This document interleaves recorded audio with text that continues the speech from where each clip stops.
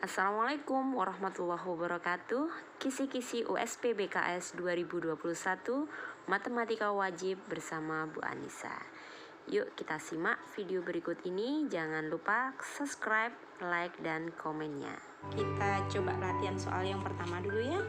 Jadi nanti di sini Bu Anissa akan memberikan beberapa contoh-contoh latihan soal, di mana contoh-contoh ini sudah ada pada kisi-kisi yang sudah kalian dapatkan di USP BKS kisi-kisinya ya. Oke, untuk nomor 1 ya. Carilah turunan pertama dari fungsi fx sama dengan 2x ditambah 2 kali 2x ditambah 5. Oke ya. Kalau mencari turunan, kalian ingat sifat-sifat dari turunan. Misalkan di sini saya misalkan untuk u dan ini adalah v, maka f aksen x-nya adalah u aksen v ditambah v aksen u. Ingat? Oke ya, kita lanjutkan ya. Maka ketika di sini u-nya adalah 3x ditambah 2, kalian lihat, maka u aksennya untuk u-nya adalah 3x ditambah 2, sehingga u aksennya adalah 3, sementara ketika nilai v-nya adalah 2x ditambah 5, kalian perhatikan v aksennya adalah 2. Berarti f aksen x-nya tinggal kita susun sesuai dengan yang sudah kita cari nilai turunannya adalah u aksen. U aksennya adalah 3. Kemudian v-nya adalah 2x ditambah 5 ditambah v aksen. V aksennya adalah 2 ya Rek ya. 2 kemudian dikalikan dengan u. Ini kali ya. Ini kali dikalikan dengan u adalah 3x ditambah 2. Gitu. Oke, lanjut.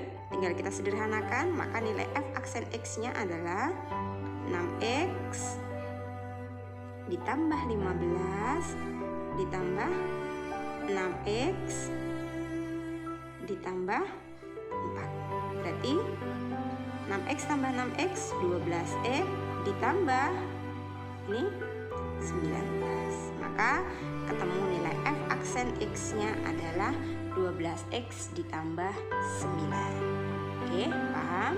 Kalian ingat sifat-sifat dari turunan. Selanjutnya kita ke aplikasi dari turunan. Ketika fungsinya adalah fx adalah x pangkat 3 ditambah 3x kuadrat dikurangi 9x dikurangi 7, yang ditanyakan fungsi tersebut apabila dalam bentuk grafiknya ya, dia turun pada interval berapa gitu ya. Ingat sifat dari nilai turunan di sini ya. Maka langkah yang pertama yang harus kalian perhatikan adalah fx.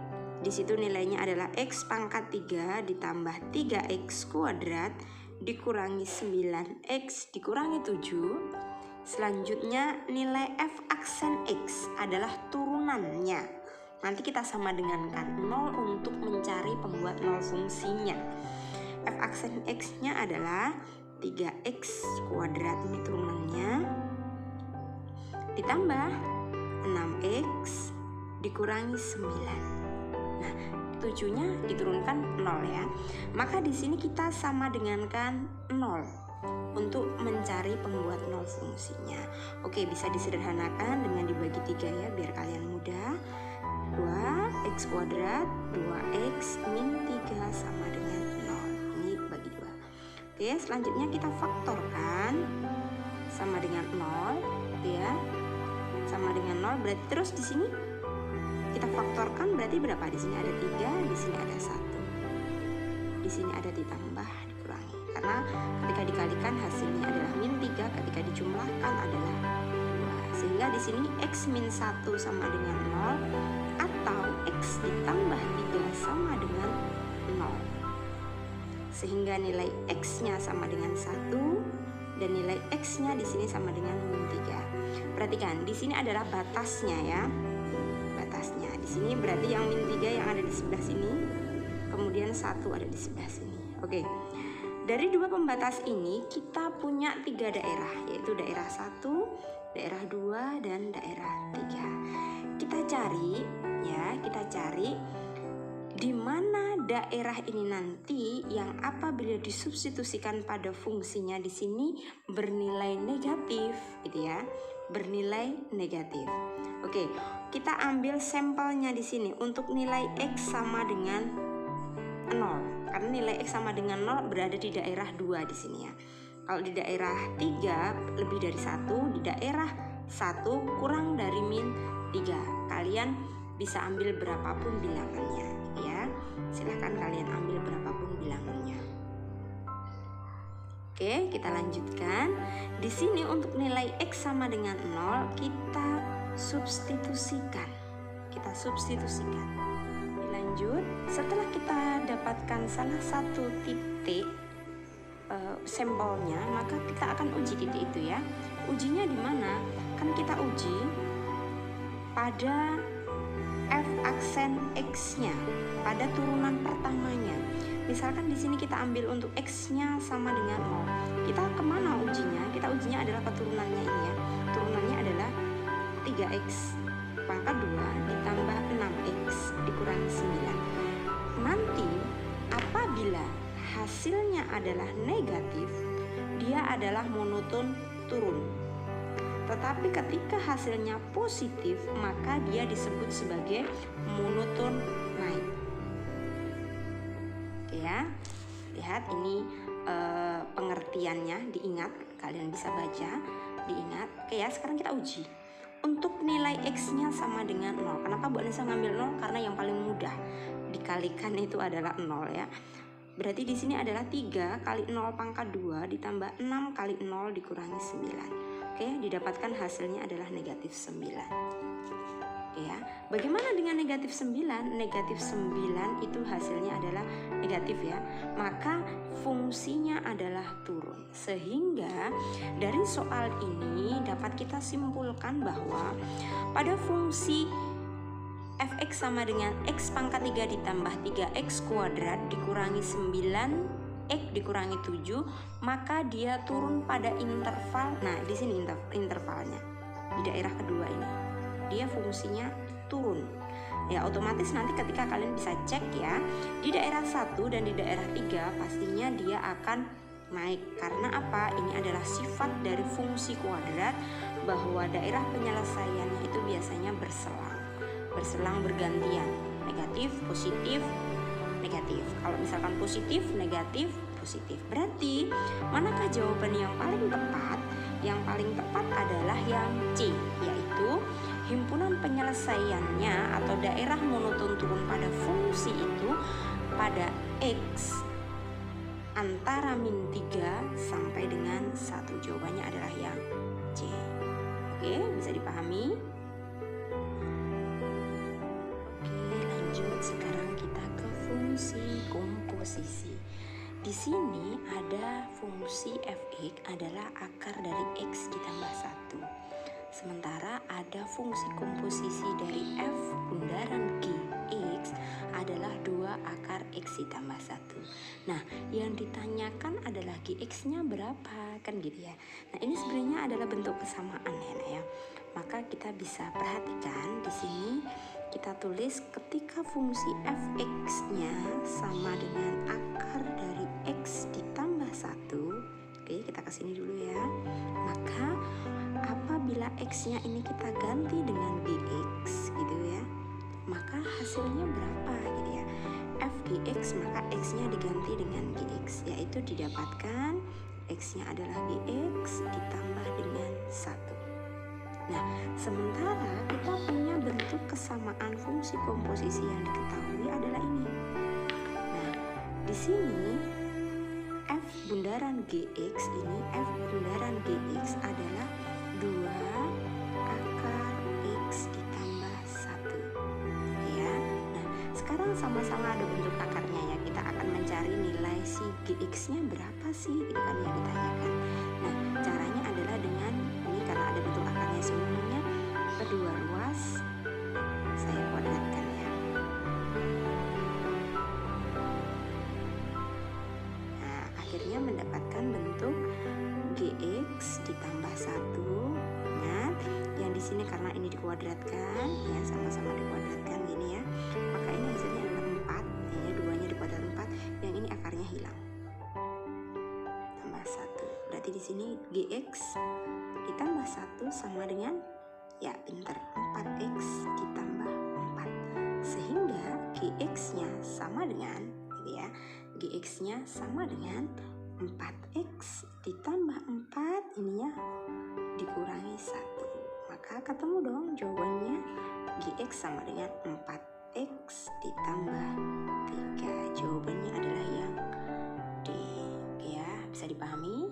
Lanjut. Selanjutnya kita ke soal limit.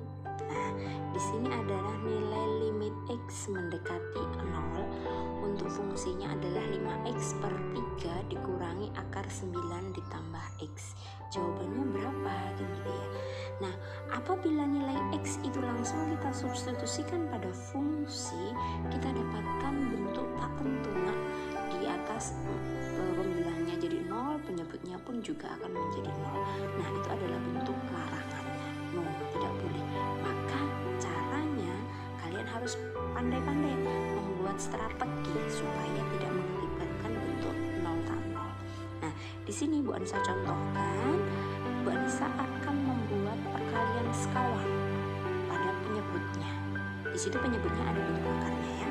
Kita tulis di sini limit X mendekati 0 untuk 5X per 3 dikurangi akar 9 ditambah X, saya kalikan dengan 3 ditambah, ini sekawannya ya Rek ya, 9 ditambah X gitu ya, dibagi dengan 3 ditambah akar 9 ditambah X. Perhatikan, ini yang unik dari sekawan ini, harus beda ya tandanya, tapi yang lainnya sama. Oke lanjut. Kalian ingat bentuk A kali B, A min B ya, dikalikan dengan A ditambah B, maka hasilnya apa? Ya benar sekali, bentuk A kuadrat dikurangi B kuadrat. Jangan lupa yang ini, don't forget ini. Oke, selanjutnya limit X mendekati 0. Ini limit X mendekati 0 untuk penyebutnya perhatikan, dia bentuknya sama seperti ini ya. Langsung di sini sama Bu Anissa dibuat menjadi bentuk 3 pangkat 2 dikurangi. Karena ini bentuk akar, maka otomatis jadi 9 ditambah X, akarnya hilang. Nah, sekarang pembilangnya akan tetap saya tulis seperti ini, 3 ditambah. Nantinya harapannya ada yang bisa disederhanakan. Oke, sama dengan limit X mendekati 0 ya. X mendekati 0 untuk 5X kali 3 ditambah akar 9 ditambah X. Yuk, penyebutnya 3 pangkat 3, 9 dikurangi 9, habis. Penyebutnya tinggal min X. Bisa disederhanakan? Pastinya bisa. Nah, ini. Oke, negatifnya masih ada loh ya, negatifnya.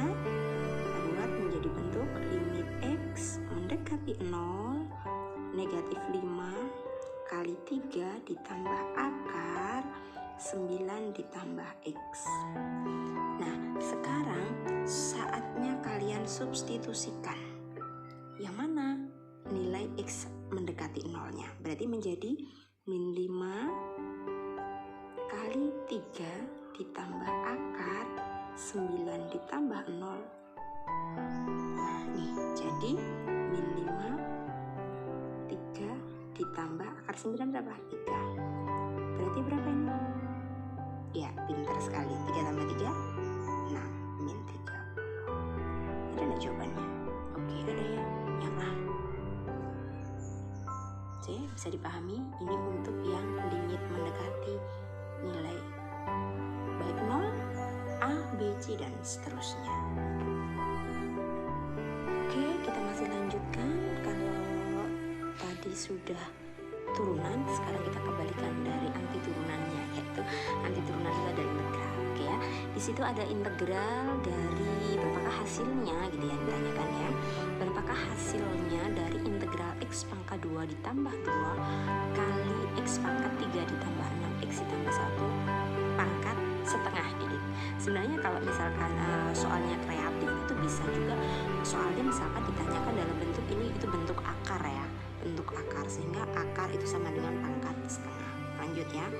Nah, di sini yang akan kita lihat adalah integral ini nantinya akan kita selesaikan menggunakan prinsip dari integral substitusi ya. Nah, ketika kita menggunakan prinsip integral substitusi di sini, kalian harus perhatikan di situ mana sih yang akan kita substitusikan gitu ya. Akan kita misalkan, ya, yang akan dimisalkan U-nya itu yang mana gitu ya. Nah, di sini Bu Anissa ambil U-nya adalah yang X pangkat 3 ditambah 6X ditambah 1. Ini adalah U-nya. Kenapa Bu kok ngambilnya yang itu? Kenapa kok ngambilnya nggak yang X kuadrat ditambah 2? Karena harapannya nanti ketika U yang ada di sini itu bisa diturunkan. Hasil dari turunannya bisa dipakai untuk menyederhanakan nilai aljabar yang lain. Oke ya, kita mulai. Ketika U-nya adalah X pangkat 3 ditambah 6X ditambah 1, so siapakah DU-nya gitu ya. DU-nya, turunannya ketika U-nya ini maka DU sama dengan 3X kuadrat ditambah 6DX. Nah, ini ketika U-nya ini maka DU-nya ini. Nah, berarti kalau DU-nya adalah 3X kuadrat ditambah 6DX, maka DX-nya berapa? Ya pastinya DU dibagi dengan 3X kuadrat ditambah 6. Nih. Oke, sudah. Yuk, sekarang kita ke soalnya. Tadi kan kita sudah buat pemisahan ini. Nah, sekarang kita tuliskan. Integral dari X kuadrat ditambah 2 kali X pangkat 3 ditambah 6X ditambah 1 pangkat setengah dx. Ini ada dx-nya ya. Nanti itu di situ ada fungsinya. Nah, di sini maka integral ini akan kita ganti dengan U-nya. Ya, sehingga di sini saya tuliskan dulu. Tuh. Kali U gitu ya. Pangkat setengahnya jangan lupa. dx-nya kita ganti dengan ini. dx-nya yaitu du per 3x kuadrat ditambah 6. Lanjut. Oke, lanjut.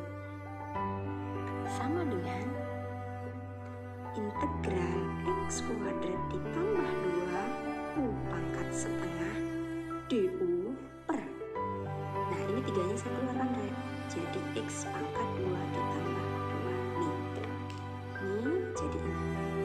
Kenapa Bu? Karena ini mau saya sederhanakan dengan ini. Ya, sekarang bentuknya menjadi sepertiga. Ini bentuk integralnya boleh disebut dulu. Kali u pangkat setengah du. Oke, sudah lumayan manis ya bentuknya. Selanjutnya, kalau sudah, sepertiganya kita taruh di depan saja. Sepertiganya, sehingga menjadi bentuk integral u pangkat setengah du. Lanjut, sama dengan sepertiganya. Ini akan kita integralkan ya, Rek ya. 1 per setengah ditambah 1. Dapat setengahnya dari mana? Dari sini dong. Nih. Tambah 1, ini adalah sifat integral atau aturan integral. U ditambah, pangkatnya juga ditambah 1 ya. Setengah ditambah 1. Perhatikan. Di sini plus C. Kenapa plus C? Karena ini adalah bentuk integral tak tentu, nggak ada batasannya ya. Kalau ada batasannya itu adalah integral tentu yang nanti akan kita cari nilainya. Oke, selanjutnya sama dengan, kita rapikan ya Rek, sepertiga kali, ini jadi 1 per 3 per 2. Nih, paham ya yang ini ya, operasi yang ini. U pangkat 3 per 2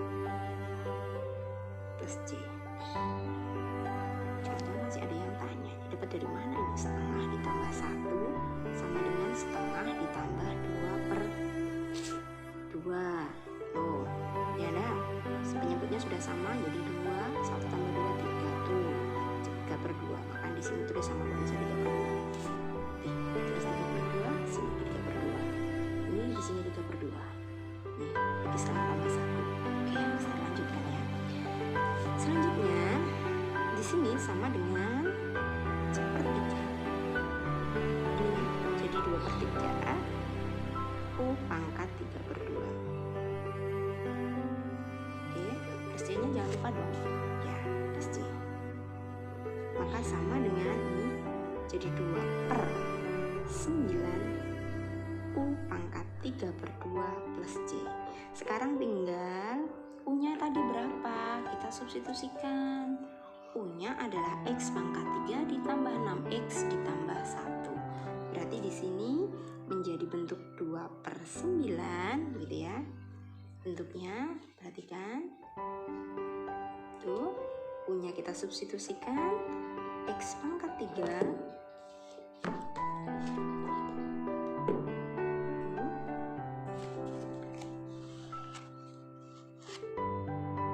X pangkat 3 ditambah 6X ditambah 1 gitu ya. Karena ini pangkatnya 3/2, maka di sini kita buat begini. 3/2 itu adalah 1 tambah setengah. Setengahnya bentuk akar. X pangkat 3 ditambah 6X ditambah 1 plus C. Nah, ini adalah jawabannya. Mana optionnya? Adalah 2/9. 2/9 ini yang A jawabannya adalah. Bisa dipahami? Nanti diputar pelan-pelan saja ya untuk memahaminya. Kisi-kisi USB BKS. Ya, kita sekarang ke dimensi 3. Dimensi 3 diketahui kubus dengan panjang sisi 100 cm, kubus ABCDEFGH. Tentukan jarak dari B terhadap CE. Jarak dari B terhadap CE. Berapakah jaraknya, kan gitu ya. Nah, sekarang kalian harus ingat ya, kalau yang ditanyakan itu jarak, pastikan jarak antara kedua buah titik, dua buah garis atau titik terhadap garis itu dia harus tegak lurus. Nah, sekarang kalau yang ditanyakan adalah titik B terhadap CE, maka kalian harus ambil permisalan. Permisalannya mana? Permisalannya adalah dengan adanya segitiga BCE, segitiga BCE yang nantinya dari B terhadap CE ini dia harus tegak lurus, nak. Nah, di sini. Nah, anggap saja misalkan ini adalah proyeksi dari B terhadap CE, sehingga di sini ada titik X.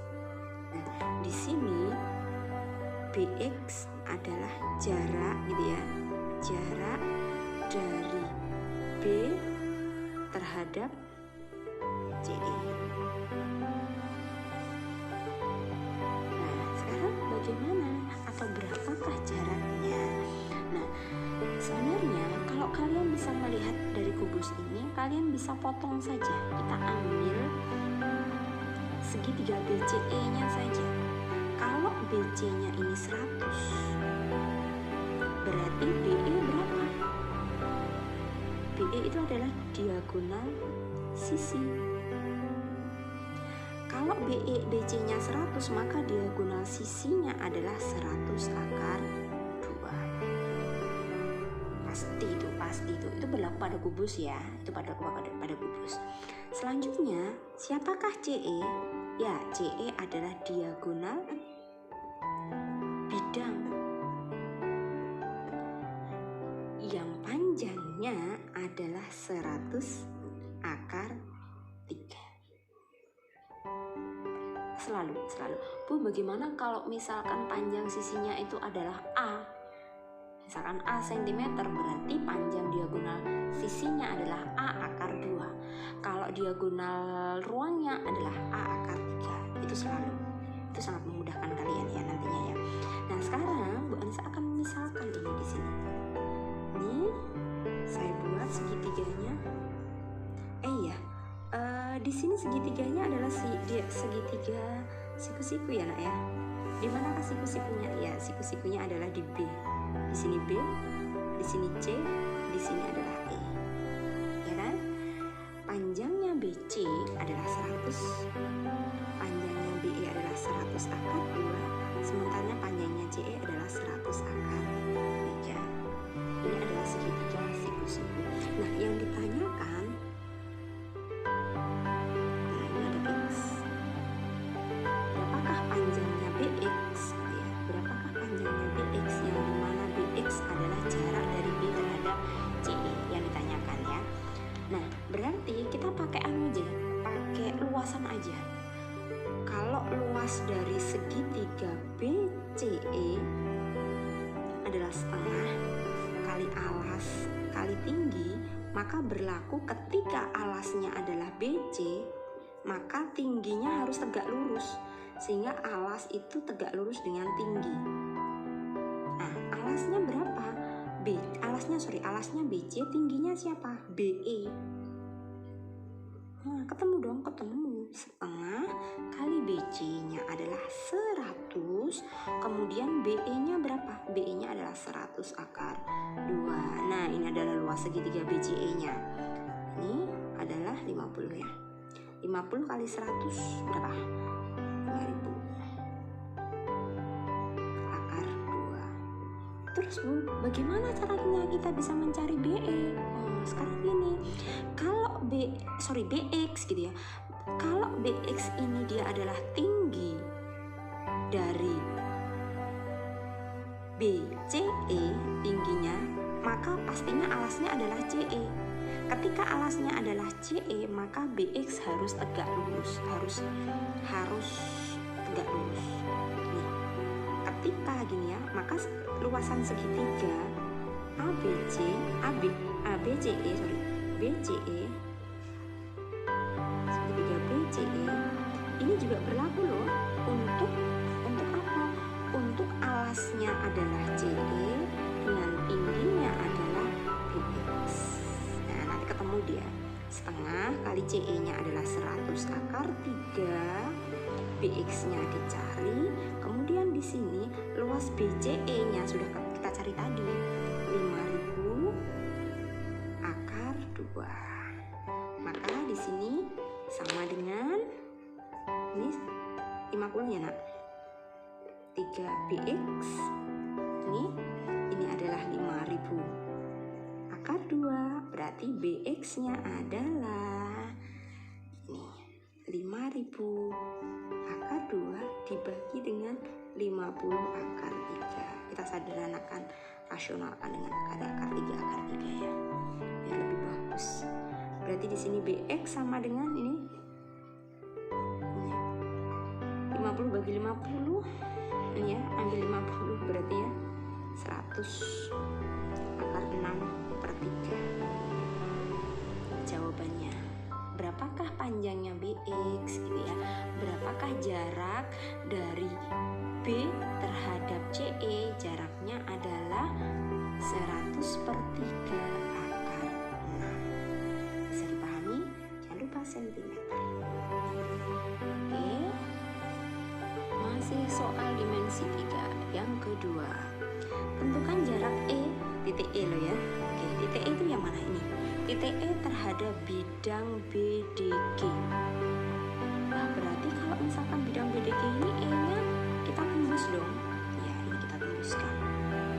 Ini coba. Karena ini kalau yang ditanyakan kubus loh ya. Kalau ini ditanyakan kubus, dia pasti sangat istimewa. Karena apa? Kubus itu semua panjang sisinya sama, jadinya lebih mudah untuk menghitung. Nah, sehingga untuk mencari panjangnya ini nanti pastinya tentukan jarak E terhadap BDG. E terhadap BDG. Menembus ini ya, di sini nanti ya. Tapi hati-hati. Letak titik jatuhnya kalian harus amati dulu. Segitiga BDG itu segitiga apa? BDG segitiga apa? Oke, pintar sekali. BDG itu adalah segitiga sama sisi. BG diagonal sisi, DG diagonal sisi, begitu juga dengan BD, dia diagonal sisi.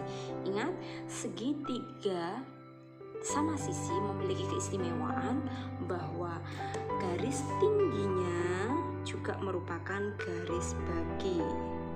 Yang otomatis ini nanti gini ya, misalkan ini saya buat perpotongan diagonalnya di sini, nih, ya di sini. Nah, ini dia adalah merupakan garis tingginya. Kelihatan ya, Nak ya? Sip. Nah, ini tepat sekali di sini. EO. Bisa dilihat? Ya, EO adalah jarak E terhadap BDG. Jarak E terhadap BDG. Perhatikan di sini ini ada di tengah-tengah ya. BDG.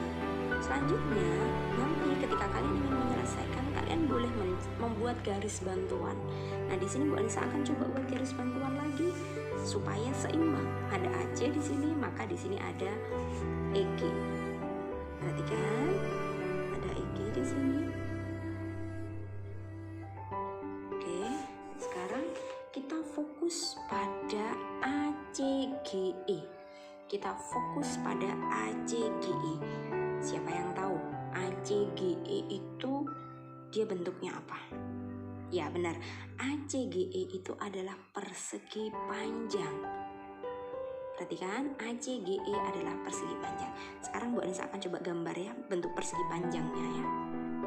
Oke guys, ini A, ini C, ini G, ini E. Bisa dipahami? Bisa ya? Oke, lanjut. Sekarang di tengah-tengah ini saya tuliskan X. Di tengah sini nanti bisa kalian tambahkan juga ya.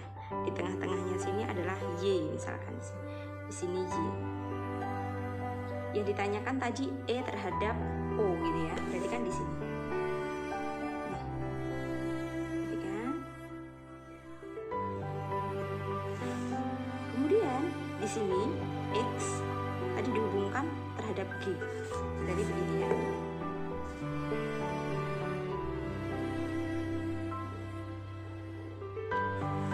Sudah, lanjut. Sekarang ke Y-nya. Y-nya ini bisa juga loh kita hubungkan dengan A-nya biar nanti kalian bisa lihat kekongruenan gitu ya, kekongruenan. Oke. Bisa diamati. Di manakah O-nya? O-nya ada di sini, guys. Nih. O. Ini ya. Ini O. Nah, sekarang yang ditanyakan adalah EO-nya itu panjangnya piro? Berapa panjangnya EO gitu ya. Kalau AC-nya kalian tahu. AC adalah 10 akar 2. Kemudian panjangnya CE adalah 10 akar 3. Oke ya, kalian perhatikan E, J, kemudian di sini ada O. Sebenarnya di sini pada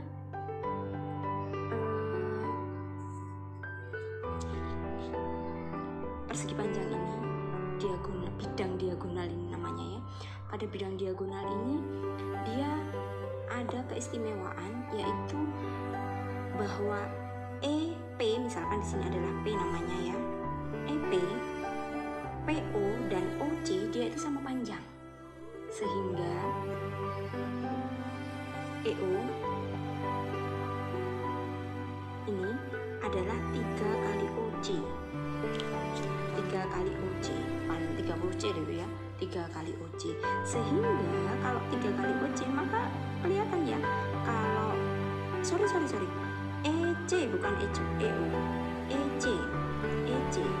EC adalah 3 kali OC, yang EO ini EO adalah 2/3 dari EC.